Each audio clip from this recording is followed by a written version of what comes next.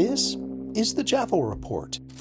Sometimes the best way to find out what's really going on is to roll right into the middle of it.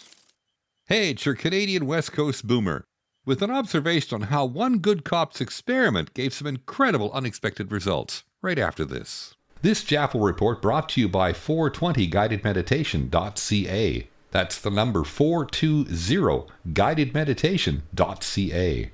Back in 2015, Vancouver's downtown east side had seen a couple of horrifying incidents.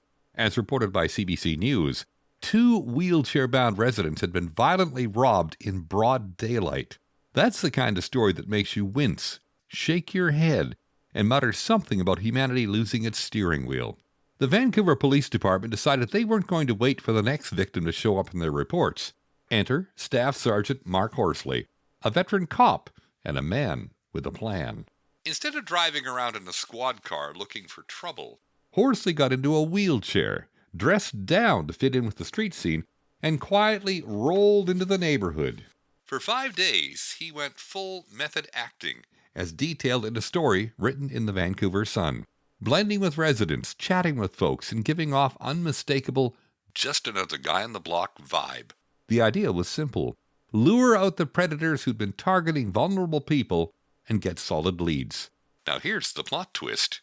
After dozens of encounters with locals, not a single person tried to attack, rob, or even hassled him. In fact, this is where the unexpected result comes in. As reported by Global News, people offered to help him. They guarded his wheelchair during coffee stops, gave him street safety tips, and kept an eye out as if he were part of their own. This wasn't what the police expected at all. Horsley's notebook filled with kindness rather than criminal leads. Best case scenario? This showed that pockets of humanity, even in the areas plagued by drugs, poverty, and crime, still run deep. That a stranger in need could find street-level guardians looking out for him. Worst case scenario? The predators had gone to ground temporarily, maybe tipped off, or maybe recognizing something off in the undercover act. Or, perhaps, cynically speaking, they just picked softer targets when no one's watching. From a progressive boomer's perch, this is where the takeaway lives. Communities, even those written off in headlines, have an undercurrent of care. People who've been through the ringer themselves often recognize vulnerability, and sometimes respond with protection you wouldn't find in more polished postal codes. It's messy, imperfect, and it sure doesn't erase the social problems parked there. But it does remind you that kindness has a stubborn way of hanging around. 1 wheelchair, 5 days, and a neighborhood that didn't play to stereotype. For a city like Vancouver, often tearing itself between condo towers and tent encampments, it's proof that compassion lives between the cracks in the pavement, if you remember to look for it. Who am I, you ask? Just another friendly observer. Call me Jaffo.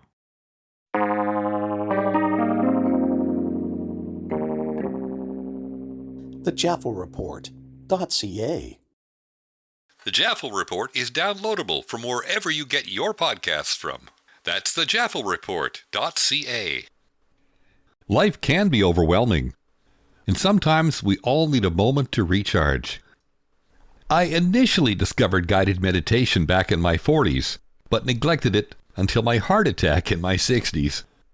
Eventually, I started recording my own guided meditations, and now I'd like to share them with the public. Whether you prefer a simple, soothing voice or a rich experience by adding music with ambient sounds, I've got you covered.